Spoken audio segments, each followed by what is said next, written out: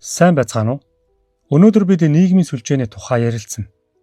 Хэрвээ чи дэлхийн нөгөө захад агууд тусгаарлагдан амьдардаг бол TikTok-ыг мэдэхгүй байна гэж бараг байхгүй. Одоо бид энэ платформын олон хэрэглэгчдийн дундаас нэгэн хүний тухай ярилцах болно. Breakdance-ийн бяцхан авьяастан Лукас Идва. Түүний жинхэнэ нэр нь Лукас Бисквито. Энэ залуу 2000 оны 11 сарын 28-нд Бельгийн зүүн хэсэгт орших Льеж хотод мэндэлжээ. Льеж нь Франц хэлээр ярьдаг Валлон бүсэд байрладаг. Энэ нь ойролцоогоор 700 мянган хүн амтай бөгөөд амттай вафлаараа алдартай хот юм. Лукас Бельги хүн боловч түүний аав ээж Итали гаралтай. Харамсалтай нь түүнийг 12 настай байхад эцэг эх нь сансан бөгөөд тухайн үед Лукас аавтайгаа хамт амьдрахаар шийдэж тэд аавынхаа төрсөн нутаг Сисиль руу буцжээ. Лукас тэнд өсвөр насаа өнгөрүүлсэн байна. Харин энэ үед түүний ээж Бельгийн Льеж хотын Жупи-Сёр-Мюз дүүрэгт охин Селяга ганцаараа өсгөж байсан. Хэдэн жилийн дараа Лукас Бельгид буцаж иржээ. Ээж болон дүү Селятайгаа хамт амьдрах болсон бөгөөд тэд Льеж хотын Бод авгуу гудамжны 340 доотод амьдардаг байжээ. Өсвөр наснда Лукас скейтбордод дуртай байсан ч түүний жинхэнэ сонирхол нь бүжиглэх байв.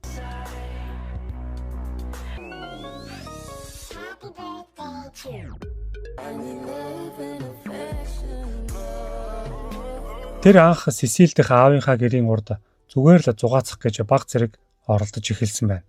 Гэвч удалгүй бүх зүйл өөрчлөгдөж Лукас TikTok дээр улам бүр алдаршиж дагагчдын тоон нэмэгдэж эхэлжээ. Тэр бусдын адил бүжиглэж буй бичлэгүүдэд нийтэлдэг байсан ч энэ нь түүнийг ихэд алдаршуулсан байна. Нэг өдөрт түүнийг 1 сая хүн дагсан бөгөөд TikTok дээр 1.6 сая дагагчтай байна гэдэг бага зүйл огтхон биш юм. Түүний стратеги нь тухайн үеийн трендүүдийг дагах тогтмол контент нийтлэх байв. Үнэн дээр Лукас Бельгид буцаж ирсэн шалтгаан нь өөрийнхөө жүжигчин болох хамгийн том мөрөөдөл нь биелэхэд илүү боломжтой гэж харж байжээ. Түүний TikTok бичлэгүүдийг хийхэд дүү Селя нь үргэлж тусалдаг байв.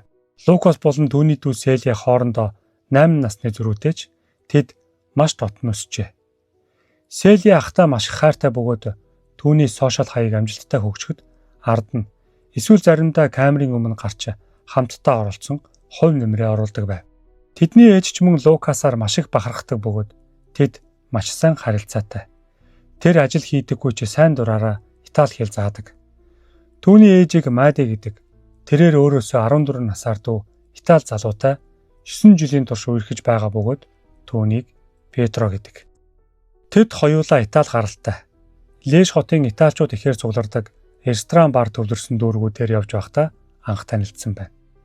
Мади Петрогийн дүүд Франц хэл заадаг байснаар ойртон тэр хоёр дотносож эцэст нь үерхснээр тэдний хайр дурлал эхэлжээ. 2019 онд Лукас ахлах сургуулаа төгссөн. Цаг хугацаа өнгөрөх тусам тэр өдөр тутмын амьдралын энгийн хэвшмэл хэв маягт орохыг огт хүссэнгүй. Товчхондоо Лукас инфлюенсер, жүжигчин, контент бүтээгч, уран бүтээлч болохыг хүсдэг байв. Сошиал дээр амжилтыг нь харахад тэр үнэхээр зөв замаа сонгосон мэт байв. Тэгвэл Лукас мөрөөдлөө биелүүлж чадах болов. Үүгээрч зогсохгүй тэр бүр найз бүсгүйдээ гэрлэх саналд тавьсан байлаа. Гэвч харамсалтай нэгэн хар сүүдэр түүний мөрөөдлийг үгүй хийж орхино. 2021 оны 10 сарын 5-нд Лукасын ээж Мади болон түүний хамтрагч Петро хоёр салжээ. Нилээд атаархуу өмчлөг хандлагатай байсан Петро Мадиг хуурч эхэлсэн байна. Анхны удаад Мади түүнийг уучлжээ.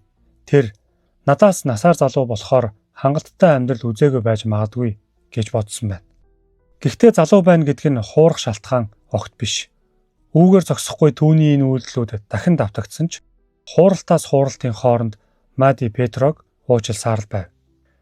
Харин хизээч хүлээн зөвшөөрч болохгүй нэг зүйл болсон нь Мадигийн найз Елена нэг өдөр Петрогоос гэрт нь ирж туслахыг хүсжээ. Тэр Петрог зүгээр л дотны найз бүр дүүшгээ үздэг байсан учраас энэ нь түүнд хэвийн зүйл байлаа. Эхний удаад тусласны дараа Петро дараа дахин ирж ярилцах хэрэгтэй байна гэж хэлжээ. Сонирхсон Елена зөвшөөрсөн байна. Ингэж хэлснээс хойш хэдхэн цагийн дараа Петро тэднийд буцаж иржээ. Еленагийн хэлснээр тэр миний буудан дээр суугаад надад хурж эхэлсэн. Би шууд босон эсэргүүцсэн. Гэтэл тэр зогсохгүй намайг ханан чахсан. Би тэр үед хэцүү байдлаас арай гэж салж чадсан гэжээ. Харин энэ үед Петро шууд Мадид худал хэлжээ. Найз Елена чинь өөрөө над руу дайрсан гэж нөхцөл байдлыг өөртөө ашигтайгаар эргүүлэхийг оролдсон байна. Энэ бол манипуляц хийдэг хүний нийтлэг арга юм. Маргааш нь буюу 10 дугаар сарын 6-нд Елена Мадитай холбогдож болсон явдлыг ярьжээ. Үүнийг сонссон Мади үнэхээр цочирдсан байна. Тэр Петротой нүүр тулж ярилцаад харилцаагаа дуусгахур болгосон. Найзтай нь ийм зүйл хийхийг оролдсон нь төвчж болохгүй зүйл байлаа. Петро гэрээсээ бүр мөсөн явахыг шаардсан. Харин Елена Петрогийн эсрэг шүүхэд бэлгийн хүчирхийлэл үйлдсэн хэмээн гомдол гаргасан байна. Петро энэ салалтыг огтхон ч хүлээн зөвшөөрсөнгүй. Тэр архинд орж ажлаасаа байнга чөлөө авч Мади руу занал хийсэн мессеж эргээж тасралтгүй залган бүр доромжилж эхэлсэн байна. 2021 оны 12 сарын 18-нд Петро Мадигийн гэр байдаг Буаде бугоош гудамжинд ирж тэдний тавилга, сандал, шилэн эдлүүдийг нь эвдэж сүйтгэхэд бүр тэндээс явахыг татгалзжээ. Энэ үйлдэлийн дараа Мади цагдаа дуудсан бөгөөд азар хууль сахиулагчид хурдан ирж нулимс асгаруулагч хий ашиглан түүнийг баривчилсан байна. Мади Петрогийн эсрэг гэр бүлийн хүчирхийллийн хэрэгээр гомдол гаргасан. Лукас тухайн үед тэнд байсан бөгөөд энэ бүх хүчирхийллийг юу ч хийлгүй хард зогссон гэж цагдаагийн тайланд тэмдэглэсэн байдаг. Харин Петро саатуулагдсан ч цагдаагийн хилцэд өнгөрүүлсэн хугацаа нь маш богино байжээ. Гэсэн хэдий ч тэр хоригдож байхдаа хэрвээ би түүнийг авч чадахгүй бол хэн ч авч чадахгүй гэж Мадигийн талаар хэлсэн байна. 12 дугаар сарын 20-нд Петро энэ удаад Мадигийн найзын машины дугуйг хутгаар хагалж энэ үед гэрээсээ гарч ирсэн найз руу дайрч зодсон байна. Түүний дарамт татаархал улам даамжирч Мадиг хэд хурдан өөр амьдрал эхлүүллээ гэж буруудахан өөр залуутай уулзаж байгаад нь уурлаж байв. Үнэн дээр тэр хүн нь зүгээр л найз нь байсан. Энэ удаагийн халдлагын үеэр Лукас мөн ээжтэйгээ хамт байсан бөгөөд ээжигээ хамгаалахаар оролцсон байна. Маргаан дахин хурцтаж цагдаа нар дахин ирж Петрог баривчилсан бөгөөд энэ удаад худах хэрэгэлсэн тул хүндрүүлсэн халдлага гэсэн зүйл ангиар түүнд хэрэг үүсгэжээ. Харамсалтай нь өмнөхтэй адил Петро дахин суллагдсан. Яагаад гэвэл Бельгийн хууль ёсоор хангалттай нотлох баримт эсвэл шууд амь насанд аюул учирсан нөхцөл байхгүй бол сэжигтнийг удаан хугацаанд саатуулах боломжгүй гэж үздэг байна. Ялангуяа Мади 2013 оноос хойш өөрт нь учирч буй хүчирхийллийн талаар аль хэдийн цагдаад мэдэгдэж байсан. Харин салалтын дараагаас байдал хяналтаас гарч эхлэхэд хууль шүүх бараг тоохгүй мэд хандсан байна. 2 дахь удаагаа саатуулагдсны дараа Петро ойролцоогоор 7 хоног орчим хэсэг намдсан мэт тайван байв. 2022 оны 2 дугаар сарын 2 өглөөний 10 цаг Мади охин Селяга сургуульд нь хүргэж өгөөд буцаж явахдаа хэн нэгнийг дагаж байгааг анзаарчээ. Аюул мэдрэгдсэн тул гүйж гэртээ орсон боловч хаалга хаах яг тэр мөчөд араас нь хүн орж ирэхийг мэдэрсэн байна. Энэ бол Петро байлаа. Тэр хаалганы завсар хөлөө хүчээр хавчуулж дотогш оржээ. Хэдийн салаад хамт байхаа болсон хэдий ч яг гэртээ байгаа юм шиг аашилж галтгоо руу очин кофе ууж чи яагаад намайг хүсэхгүй байгаа юм бэ гэж асуужээ. Тэр одоо хүртэл юу болж байгааг ойлгоогүй л байв. Маргаан хурцтаж Петро өмнө нь олон удаа хэлж байсан үгээ дахин давтжээ. Чамайг өөр хэн нэгэнд харайлагдахыг би хүсэхгүй. Одоо надад өөр сонголт алга. Би чамайг алгах ёстой. Гэхдээ би дараа нь өөрийгөө ч ална гэж. Маргааны үеэр Мади эгч Сильвана болон хүүдээ аюулын мессеж илгээж амжсан байна. Петро энэ үед Мадиг боож эхэлжээ. Тэр ухаан алдан унсан ч амьд байлаа. Харин Петро үүнийг мдээгүй юм. Дараа нь тэр хутга авч өөрийгөө хөнөөхийг оролцсон байна. Хэсэг хугацааны дараа Мади ухаан орж Петро өөрийнхөө буугыг хутгаар зүсгэх гэж оролдож байгааг харжээ. Энэ боломжийг ашиглан тэр зүгтэн хөл нөцгөнгүйж яг зэрэгэлдээ амьдардаг ээж дээр очиж амьдсан байна. Яг энэ үед ээжээсээ ирсэн аюулын мессежийг авсан Лукас шууд ажлаасаа гарч маш их санаа зовсон тэр ээж нь ийм мессеж явуулна гэдэг ноцтой хэрэг гэдгийг мэдэж байсан тул цахилгаан скутерээ унаад яаравчлан явжээ. Тэр гэртээ ирээд Петротой нүүр тулсан байна. Тэдний хооронд яг юу болсон тодорхойгүй. Гэхдээ нагац эгч Сильвана нь Мессеж хүлээн авсныхаа дараа хамтрагчийгаа хамт яаран очжээ. Түүнийг тэнд очиход Лукас газар унсан ухаангүй байдалтай байв. Ойртож очиод тэр шархатсан байгааг харжээ. Тэр даруй түргэн тусламж болон цагдаа дуудсан байна. Яг тэр үед Мади Сильвана руу залгаж Петро намайг боож бараг алах шахсан. Арай гэж ам ултарсан гэж хэлсэн байна. Харин Сильвана өмнөөс нь чиний хүү Лукас гэрийн чинь гадаа ухаангүй хэвтэж байна гэж хэлжээ. Мади тэр даруйд гүйхээр зүрхэн цохилж байсан хүү дээрээ очсонд эмчнэр Лукасыг элэг, гуй, гол судас орчимд мөн зүрхэн тус газраа 4 удаа хотголуулсан болохыг хэлжээ. Харамсалтай нь түүнийг 40 минут орчим сэхэн амьдруулахыг оролдсон ч эцэст нь гэрийнхээ гадаа эмнэлэгт хүрэгдэхээс өмнө нас баржээ. Мади 21 настай хүүгээ нүдэн дээрээ алдаж өөхөх ёстой хүн нь би байсан гэж давтан хэлсээр байв. Хэрэг болсны дараа Петро зогтсон. Түүнийг хайх ажиллагаа шууд эхэлсэн бөгөөд хяналтын камеруудаар түүний Fiat загварын машиныг олж тогтоожээ. Ойролцоогоор аллах болсноос 12 цагийн дараа тэр өдрийн орой Петро өөрөө Леш хотын Наталис худамж дахь цагдаагийн хэлцэд очиж хэрэгээ хүлээжээ. Түүнийг даруй баривчилж Лукасыг хөнөөсөн мөн Мадид халдаж хөнөөхийг завдсан хэрэгээр хорсон байна. Маргааш нь мөрдөн шалгалт эхэлснээр тэд хохирогчдын гэрт хийсэн нэгжилгээр хэрэг ташгилсан хотхыг олж гэрчийн мэдүүлэг болон занал хийсэн мессежүүдийг олж баталгаажуулжээ. Шүүхийн задлан шинжилгээгээр Лукасын амин чухал эрхтэн болон том судсуудыг нонлон олон удаа хутгалсан нь тогтоогдсон. Гэтэл Петро Лукасыг алах санаа байгаагүй гэж мэдэгдсэн. Бүр Лукас өөрлөө дайрсан гэж хэлжээ.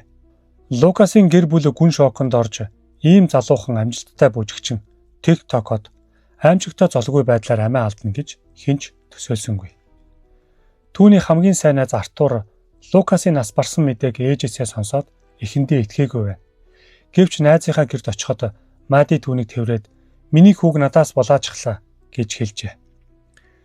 TikTok дээр хүмүүс Лукас зориулан дурсгалын бичлэгүүдийг нийтэлж байв. 2 дугаар сарын 5-нд Леш хотод 400 орчим хүн цугларч дурсгалын жагсаал хийжээ. Оролцогчид лаа, цэцэг, бөмбөлөг авчирсан байв. Ээжигээ хамгаалах гэж өөрийгөө золиослсон Лукасын үхэлд бүгд гүнз очирдсан байлаа.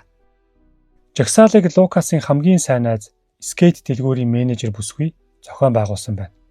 Тэр Лукасын тухай хэлэхдээ тэр үнэхээр онцгой хүн байсан. Олон нийтийн дунд маш их хайрлагддаг, үргэлж инээмсэглэж явдаг байсан. Түүнд хүндэтгэл үзүүлэх нь маш чухал юм шиг санагдсан. Яагаад гэвэл тэр ээжийнхээ төлөө амь насаа золиослсон гэжээ. Жагсаал цэцэрлэгт хүрээлэн хүрэхэд хүмүүс бөмбөлгүүдэд тэнгэрт хөөргөжээ. Сошиал сүлжээгээр Лукаст шодрог ёс гэх хаштаг өргөн тархаж ээжигээ аварсныхаа төлөө чи Деважинд очих ёстой гэх мессежүүд тархаж байв. 2 дугаар сарын 14-нд буюу Валентины өдөр Лукасын оршуулга болжээ.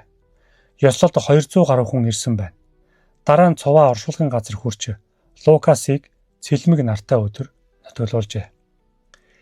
Хэдэн сарын дараа Мади болон охин Селянаар Лукасын TikTok хаягаар дамжуулан хүмүүст хандсан байна. Лукас нас барснаас хойш 2 сар өнгөрсөн ч та бүхэнд талархаж байгаагаа хэлхийг хүсэж байна. Та нар бидний хүч байсан, одоо ч хэвээрээ.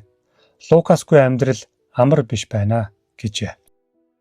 Мөн тэд Лукасын нэрийг ашиглан хуурамч хандивын данс цуглуулж буй хүмүүсийн талаар анхааруулсан. Ямар ч ёс суртахуунгүй хүмүүс түүний үхлийг ашиглаж байна гэж тэд хэлсэн байна. Хэрэг болсны дараа Петро 3 жил урьдчилан хорих газарт хоригдож байсан бөгөөд 2025 оны 6 дугаар сарын 10-нд түүний эсрэг шүүх хурал албан ёсоор эхэлж Филипп Коглет ахлах шүүгчээр ажилласан байна. Петрогийн өмгөөлөгч тангархтнуудад хандан хэлэхдээ та бүхэн шийдвэрээ зөвхөн баримтанд тулгуурлан гарах ёстой. Хэвлэл мэдээллийн нөлөөнд автах хэрэггүй. Үнэн бол энэ танхимд тогтоогдно гэжээ.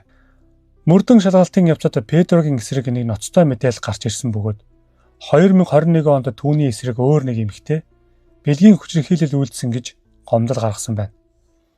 Шүүх задлан шинжилгээний дүгнэлтээс харахад Лукасын шархнууд өөрийгөө хамгаалахыг оролдсон гэх шинж огт байгаагүй бөгөөд халдагч түүний амин чухал эрхтэн рүү наривчлалтай олон удаа довтлсон гэжээ. Прокурор Петрогийн зан чанарыг тайлбарлахдаа тэр өөрийгөө үргэлж хохирсон мэт харуулдаг. Энэ бол түүнд байнга давтагддаг үйлдэл юм. Өөрийнхөө хийж буй зүйлсийг бусдад тохох хандлагатай. Харин Петро тухайн өдөр юу болсныг санахгүй байна гэж мэдгдсэн байна. Тэр зөвхөн өөрийгөө хамгаалахыг хүссэн гэдгээл санаж байна гэжээ. 2025 оны 6 дугаар сарын 18-нд 5 цагийн хилцүүлгийн дараа тангархтны шүүх шийдвэрээ гаргасан байна. Петрод Лукасын амийг хөнөөсөн, Майдыг алахыг завдсан, урьдчилан төлөвлөсөн хүчирхийлэл, дарамтын хэрэгүүдэд буруутай гэж тогтоосон байна. Түүнд шүүхээс 25 жилийн ял оноожээ. Лукасын хэрэгч мөн адил нэг ноцтой асуудлыг харуулж байна. Аюултай хүчирхийлэлд үйлддэг хүмүүсийг хангалттай эрт зогсоож чаддаггүй нь хуулийн алдаа юм. Олон удаагийн занал хийлэл, бэлгийн хүчирхийллийн хэрэг байсаар байтал бодит арга хэмжээ бараг байгаагүй. Харин эцэст нь нэг хүн амиа алдахад л шударга ёс хэрэгжиж эхэлсэн байна. Бэлэг улсад 2023 оноос хойш шинэ хууль батлагдаж, эмэгтэйчүүдийн эсрэг аллах албан ёсоор эрүүгийн хуульд тусгагдсан байна. Мөн зарим шүүхүүдэд гэр бүлийн хүчирхийллийн хэргийг тусгайлан хариуцдаг шүүх танхимуд байгуулагдсан байна. Манай Монгол улсад 2024 онд ойролцоогоор 12,392 удаагийн гэр бүлийн хүчирхийллийн зөрчил бүртгэгдсэн байна. Бусадтай хайртай байж гэр бүлээ хамгаалаарай. За энд хүрээд энэ удаагийн босон явдлын ээлжид дугаар өндөрлөж байна. Хэрвээ бичлэг таалагдсан бол лайк дараад бусадтай хуваалцаарай. Дараагийн дугаараар дахин уулзтлаа. Түр баяртай. Үзсэнд баярлалаа.